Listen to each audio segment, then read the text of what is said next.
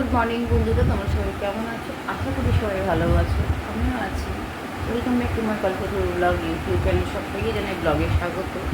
তো দিনটাকে এখন থেকে স্টার্ট করলাম, ঠিক আছে। কালকে তো উপোস ছিল জানেন তোমরা। তো এখন আমি চা খাবো, জল খাবো, এক গ্লাস জল আছে সামনে রাখা আছে। শরীরটা সত্যি ভালো লাগছে না বলে বললো, আবার ছেলেকে বললাম জল দে। আর ও চা করেছে, ঠিক আছে। ও চা করে নিয়ে এলো, আর জলটাও ওই নিয়ে এসেছে, খাবো। এরপরে নামবো। আমি কাজ করছি কারণ আমারও অনেক প্রচুর কাজ আছে, বসে থাকলে আমার চলবে না। জাস্ট তোমার সঙ্গে কথা বলার জন্যই আমি বসলাম। বসে একটু কথা বলতে ভালো লাগে, তারপরে গিয়ে আবার নিজের কাজ যেরকমভাবে কাজ সকাল থেকে শুরু হয় সেই কাজটাই করতে শুরু করলে আর থামে না কাজে। তো চলো জলটা খেয়ে নিই। চলো চা নিয়ে নিয়েছি। ওদিকে দেখো আমার টেডিটা একদম মুখ থুবড়ে পড়ে আছে, পিঙ্ক কালারের। ও কী করবে, বিছাটা করে ঘুরতে যেতে পারছে না, তো ওই জন্য মুখ থুবড়েও পড়ে আছে, ঠিক আছে। আর দেখো আরেকজন বসে আছে। চলো। আর তোমরা চা দিয়ে ডুবি ডুবি বিস্কুট খেতে কে ভালোবাসো? আমি তো ভালোবাসি ভাই। আর ওই চায়ের মধ্যে ডিপ করে নেবো বিস্কুটটাকে, নিয়ে পরে আমি খেতে ভালোবাসি চায়ে ডিপ করে বিস্কুট, ঠিক আছে। আমি জানি না তোমরা খেতে ভালোবাসো, আমি ভালোবাসি, আমি জানি। আলাদা ছোটোবেলাকার একটা স্মৃতি মনে পড়ে যায়। ছোটোবেলায় যখন বসেছিলাম স্কুল যাওয়ার সময়, যখন হারবার হারবার থাকতো, তখন আমি এরকম করে মানে চাটা তো খেতে পারতাম না, চা খাওয়ার সময় হতো না, গরম চা খাওয়ার সময় এই বিস্কুটটাকে ডিপ করে সে দৌড় স্কুলে। তো মর্নিং স্কুল, আমি তো 5 থেকে 10 পর্যন্ত মর্নিং স্কুলে পড়েছি। তো সেটাই ছিল ফ্যাক্ট। হ্যাঁ, এটা ছিল পুরো জলখাবার, ওই সকাল থেকে 11টা 20-25 পর্যন্ত।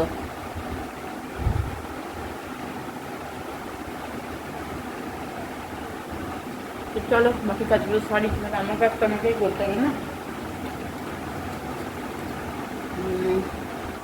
4টে বিস্কুট আর চা, এই হয়ে গেলো ব্রেকফাস্ট আমার। এবার গিয়ে বাকি সব কাজগুলো করে নিয়ে ফটাফট করে। তো সকাল থেকে ওঠার পরে শুরু হয়ে যায়, ঠিক আছে। তো এখন কী করছি বলো তো, ঘর মুছছি। ঘর মুছতে মুছতে তোমাদের সঙ্গে কথা বলছি, ঠিক আছে। আর এদিকে খবর এলো, ফোন এসলো, তাই মাঝখানে আমাকে এই ভিডিওটা কাটতে হয়েছিল। বাড়ি আমার দেশার যে শরীর, যে বললাম না যে বাড়িতে একজন অসুস্থ পেশেন্ট আছে, তাদের মানে তার অবস্থা খুবই ডেটোরেট করছে, মানে ভালো অবস্থায় নয়। দেখি আজকের দিকে আবার গেলে বাড়ি যেতে হবে আমাকে। বাড়িতে গিয়ে যেহেতু আমি দেখো বাড়ির যত মেয়ে একটা, ঠিক আছে। তো বাড়ির এরকম প্রবলেম হয়ে গিয়ে দাঁড়াতেই হবে। তো আমাকে বিকালের দিকে একটু বাড়ি যাবো ভাবছি, দেখে আসি কী অবস্থায় রয়েছে। কালকে মনে হয় আবার হসপিটালাইজড করতে হবে আমার জ্যাঠাকে। তো জানি না আই কী হবে শেষটা। ওনার খাওয়া খাওয়া তারপরে জল কোনোটাই কিছু নিতে পারছে না। যাই হোক, ছেলেগুলো বেশ খুব একটা বড়ো নয়, ছোটোই ছেলে। হ্যাঁ, তো পড়াশোনা হয়ে গেছে, দুজনকারই পড়াশোনা কমপ্লিট করে ফেলেছে। যাই হোক, এটা আর বলার মতো কিছু নেই। অসুস্থ পেশেন্ট, কি হবে কিছু শেষটা বোঝা যাচ্ছে না। তো ওই জন্য বাড়ি থেকে মা ফোন করেছিল। ফোন করে ফোনে ওই কথা বলতে বলতে একটু দেরিও হয়ে গেল অনেকক্ষণ। সবাই বাড়িতে আসে, একমাত্র আমি যেতে পারছি না ঘর ছেড়ে।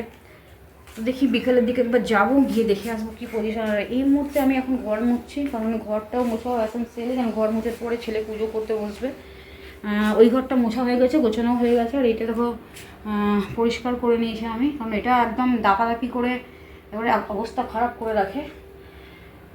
যাই হোক, দেখতেই পাচ্ছ লাইট আর জ্বালাচ্ছি না বন্ধুরা, প্রচণ্ড গরম, প্রচণ্ড মানে নিতে পারছি না এত গরম। আসানসোলে প্রচুর গরম।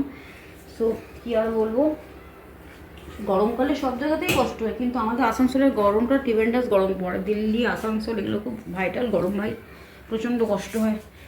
তো চলো আমি ঘর মুছতে মুছতে তোমার সঙ্গে কথা বলছি। ওই একটা জায়গায় দেখো ওখানে লাইটটা আবার জ্বালাচ্ছে। ঘরে তো লাইট, এ আবার লাইট জ্বালিয়ে রাখে। আমার ঘরে একটা ব্যাড হ্যাবিট আছে, প্রচণ্ড ব্যাড হ্যাবিট, যেটাতে ও কী করে ঘরের মানে লাইট জ্বালানোটা ওর একটা স্বভাব মধ্যে আছে, পুরো স্বভাব আছে যে লাইট জ্বালিয়ে রেখে দেবে। ও চোখে দেখতে পাচ্ছে কিন্তু তারপরেও লাইট জ্বালাবে। এটার একটা ম্যানিয়া, একটা ম্যানিয়া ওর, যে ও দেখার চোখে দেখার পরেও লাইট জ্বালিয়ে রাখবে। টাইম তো হঠাৎ করে হয়ে যাচ্ছে, আর ভাত তো কমপ্লিট করে ফেলেছি, ভাত হয়ে গেছে। এবার দেখি কি তরকারি পাতি করা যায়। তরকারি আর কি করবো, এই গরমের দিনে আর কিছু খেতে ইচ্ছা করছে না, মানে জল ঢালা ভাত আর বিয়ে করে। যাই হোক চলো, আমি আর একটা মুছি, এক হাতে মুছছি আর এক হাতে তোমার সঙ্গে কথা বলছি। এভাবেই কাজ করতে হয় আমাকে।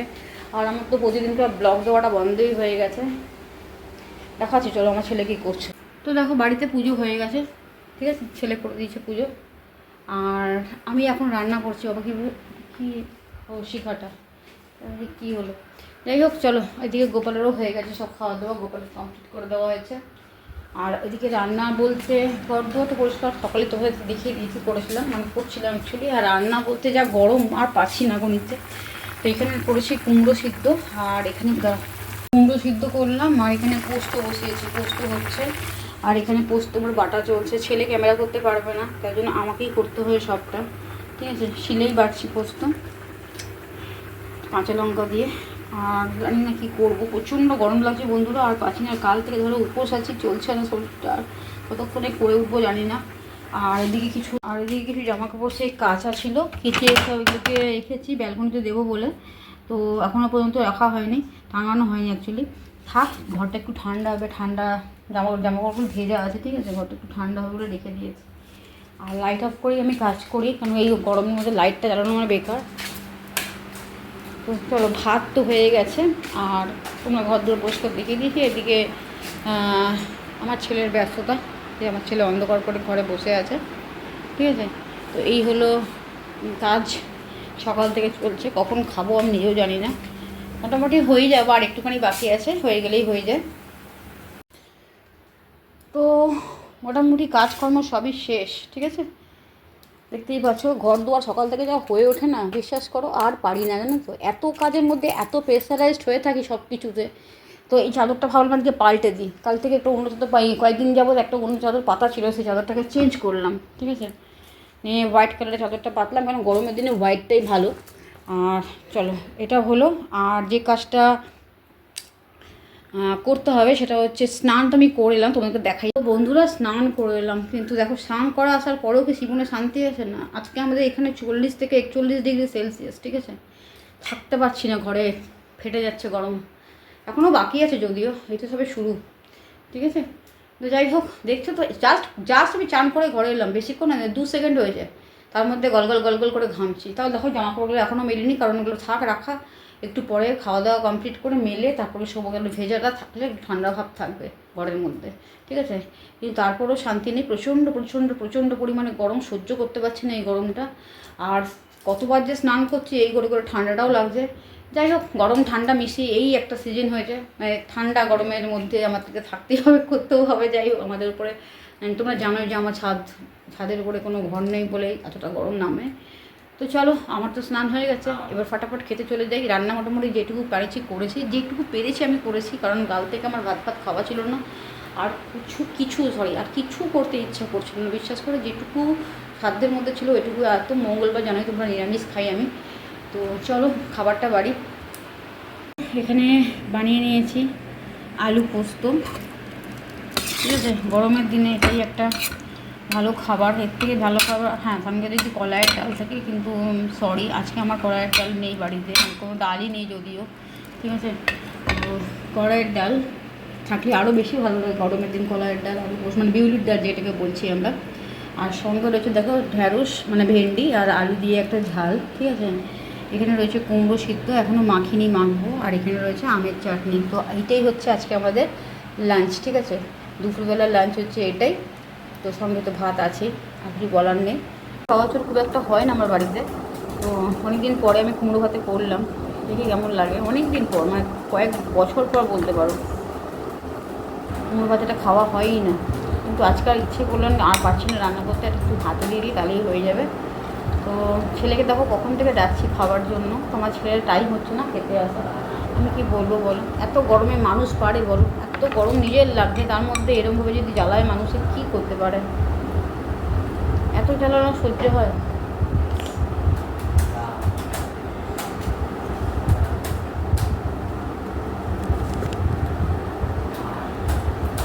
তোকে আমি যাচ্ছি, তোকে বলো কি করে খাওয়া যায়? কীভাবে আমার দেরি করছে, কীভাবে? এটা প্রত্যেক দিনের গল্প, প্রতিটা দিন সকাল থেকে রাত পর্যন্ত। তোমরা ভাবে না যেমন কী করে টাইম কাটে, এইভাবে আমার এ হয়েও দেরি করে দেয়। একটা খাবার আধ ঘন্টা বেড়ে রাখার পর খেতে আসবে, একবার ডাকলে আসবে না, সেটাকে যদি 50 বার করে ডাকো তাহলে আসবে, শুনবে, তাও আবার লেগে শুনবে। 50 বার যদি ডাকো তাও লেগে না। এইভাবে কি সংসার হয় গো? হয় না এইভাবে সংসার, ঠিক আছে। ঢ্যাঁটা টাইপের, একদম পুরো ঢ্যাঁটা একজন মানুষ, মানে বাবাও এরকম ঢ্যাঁটা ছিল, তার ছেলেও এরকম ঢ্যাঁটা, কোনো কথা বললে ডান দিক বললে বাঁ দিকে যায়। কিরে আমি ডাকছি না তোকে খেতে, তোর কাল থেকে খাওয়া আছে রে, আমার নেই কাল থেকে খাওয়া, একটা টাইম থাকে মানুষের। আমি রোগে পড়লে তুই আমাকে দেখতে আসবি না, অন্য সময় মুখে এক গাল জল দেওয়ার জন্য 10 বার বলতে হয় তোকে জলটা দে জলটা দে, ঠিক আছে? সবারই জানা উচিত তোর প্রসেসটা, সবারই জানা উচিত যে তুই কীরকম একটা ধরনের মানুষ, ভালোও জানুক মন্দও জানুক, তবে না কেন তোর আই ডোন্ট কেয়ার করতেই পারিস, মাকে ডোন্ট করবেন কাকে করবি? যা ওইখান থেকে জলগুলো ভরে রেখেছিস, ভরে রাখিস নি, আমি ভরবো, তুই উঠিয়ে খেয়ে আজকে খালি করে রেখে দিবি, লাইটটা অফ করে দিলেন, এটা গরমকাল, ঘর গরম করার জন্য নয়। তো এই হলো কি আমার সংসার, ঠিক আছে? আমাকে এভাবে স্ট্রাগল করতে হয়, প্রত্যেকটা দিন নিত্য নতুন স্ট্রাগল থাকে আমার লাইফে। আমি কখনো একটা মানে কি বলবো, শান্তির সংসার কোনোদিনও পেলাম না জীবনে, একটা শান্তি প্রভাব, মানুষের ভালোবাসা, সমৃদ্ধ, মানুষের কাছে একটা কি বলবো আবেগপূর্ণতা কোনো দিনই পায়নি। যাই হোক, লোকে আমাকে খারাপ ভাবতেই পারে, কোনো যায় তেমন আসে না কিছু, কষ্ট কথা হয় না। দেখো জলগুলোকে বাদ করছে আর কিরমভাবে খেয়েছে খেতে, দেখবে একটা বোতল ভরতে বলো কেঁদে ফেলবে, একটা বোতল ভরতে বলো কেঁদে ফেলবে, কিন্তু বার করে এখানে নামিয়ে দেবে। দেখো একটা খালি করে দিল, একটাকে বার করে ওখানে ভরে একটু রেখে দে, একটু সাহায্য হয় তো, না করবে না, বলার পরে 5 বার বললে তবে 1 বার করবে, সারাদিনে নিজের ধনে চলে। ওই দেখো কি ক্যামেরা ঘুরিয়ে দেখাবো তোমাদেরকে, তার মধ্যে তো লাইটটা আছে, তোমরা জানো আমার অবস্থাটা। আমি ভিডিও কী বানাবো, আমার মন মস্তিষ্ক এরকম একটা খারাপ পজিশনে ফেলে রাখে না, মানে বলার মতো কিছু নেই। আবার ওখানে গিয়ে বসলো, কি রে কাজ করছে, আমার মেল আসছে, শোনা দাঁড়াও তুমি দিয়েছে।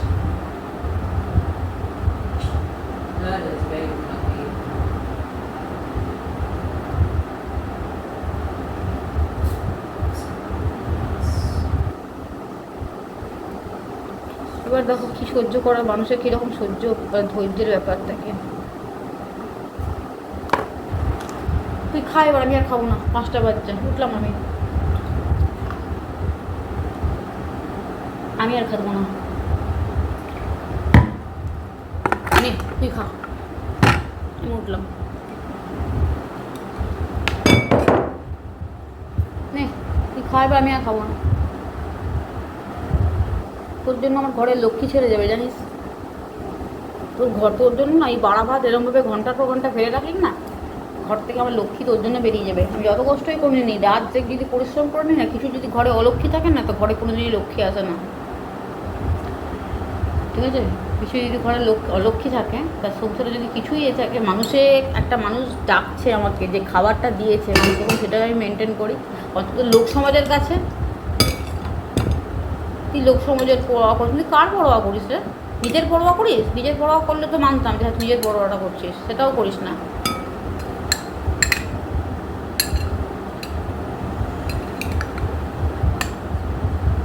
এলি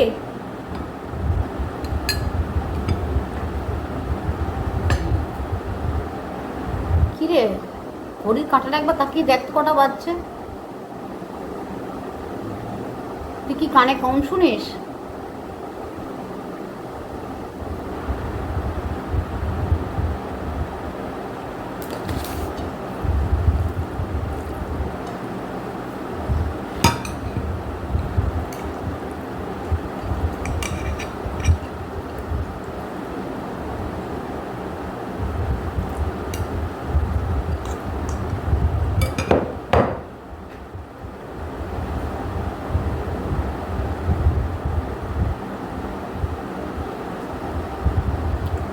তোমরা দেখছো কতক্ষণ আমার মোবাইলটা হলো 5 মিনিট এখানেই হয়ে গেল, তার কত আগের থেকে আমি ডাকছি, 5 মিনিট 37 সেকেন্ড।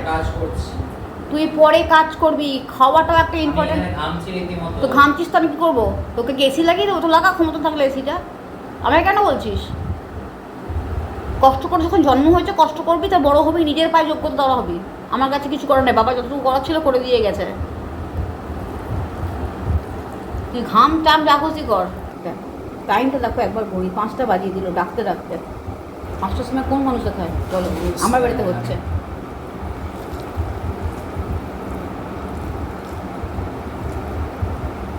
যাই হোক, কুমড়ো সিদ্ধটা বেশ ভালো লাগছে খেতে। ও দেখো তাও বসে আছে, অনেকদিন পর কুমড়ো সিদ্ধটা খেলাম। আমাদের বাড়িতে হয়, মানে বাপের বাড়িতে হয়, কিন্তু আমার বাড়িতে খুব কমই হয়। তো অনেকদিন পরে খেলাম তো ভালোই লাগছে।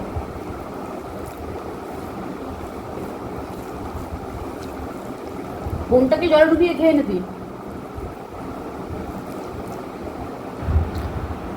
কি আর বলবো, খেতে বসেও শান্তি নেই।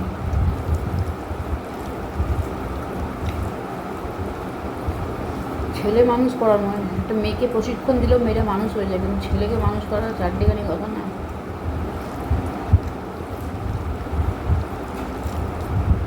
অল্প বিদ্যা অল্প বিদ্যে হয়ে গিয়ে নিজেদের নিজেদের এতটা নলেজেবল হবে না যে আমরা সব কিছু জানি, সব কিছু পারি, আমাদের দ্বারা সব কিছু। তোমরা সব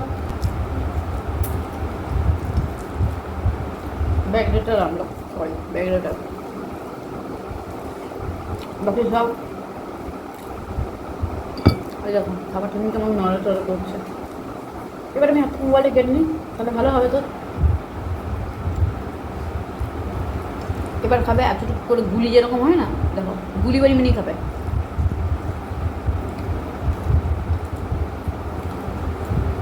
এইভাবে মানুষ থাকতে পারে? কোনো মানুষের মনে হয় এরকমভাবে জীবনটা কাটাবে, যে বাড়িতে হাসি নেই, কষ্ট শুধু, চোখের জল, স্বামীহীন ছেলের এরকম বাড়বাড়ন্ত, কোন মানুষ পারে? আমি আছি।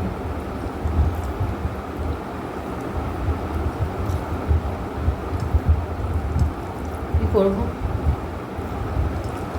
ছেলে নিজের বলুন তোমাদেরকে, ছেলে নিজের জগৎ নিয়ে ব্যস্ত, এটাই হচ্ছে ছেলের জগৎ। ওর জগতে শুধুমাত্র ও ফোনের বন্ধু বান্ধব, চ্যাটিং। ওর জীবনে মায়ের জন্য এতটুকু সময় নেই।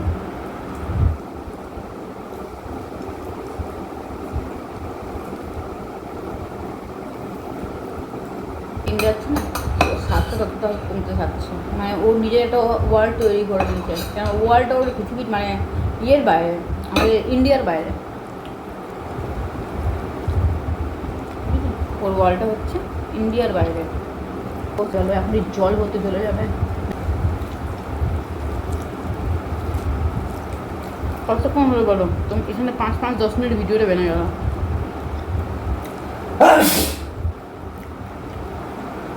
তোমাদেরকে বলেছিলাম যে একটু বাড়ি যাবো, আমি বাড়ি যাচ্ছি, কারণ বাড়ির পরিস্থিতি খুবই কন্ডিশন খুবই খারাপ আছে বলে আমাকে যেতে হবে বাড়িতে। দেখি বাড়িতে কী হাল অবস্থা, মানে কী অবস্থায় রয়েছে। ছেলে বেরোলো, ছেলেও যাবে আমার সাথে, ও নামলো আর আমিও যাচ্ছি। তোমার একটা কি বলি, তুমি এটাও বলে যাচ্ছি, দেখি বাড়ির কন্ডিশনটা কী আছে। জানি না কোনো ভিডিওটা করতে পারবো কি পারবো না সেটা আমি জানি না, কারণ বাড়িতে কী পরিস্থিতিতে সেটাও জানি না। মানে যার জন্য যাচ্ছি সে খুবই অসুস্থ, জানি না কী হবে লাস্টে, ঠিক আছে? তো আর দেখুন না করে চলো আমি বেরিয়ে যাই, তার আগেই বলি গুড ইভিনিং, ঠিক আছে? Good evening. তো যাচ্ছি, কালকে অনেকে আবার হসপিটালে ভর্তি করা হবে, মানে এই নিয়ে 4 বার হয়ে গেলো হসপিটালে ভর্তি। তো জাস্ট বাড়ি থেকে ঘুরে এলাম, ঠিক আছে, কিন্তু আর ভালো লাগলো না থাকতে, আর তখন আমি ভিডিওটা বানাতে পারিনি। তো রাতের শেষে ঘরে ঢুকলাম, রাতের শেষে মানে খাওয়া দাওয়া করে আসিনি যদিও। তো ঘরে এত গরম লাগছে আর লাইটগুলো জ্বালালাম না, ঠিক আছে, না জ্বালিয়ে তোমার সঙ্গে কথা বলছি।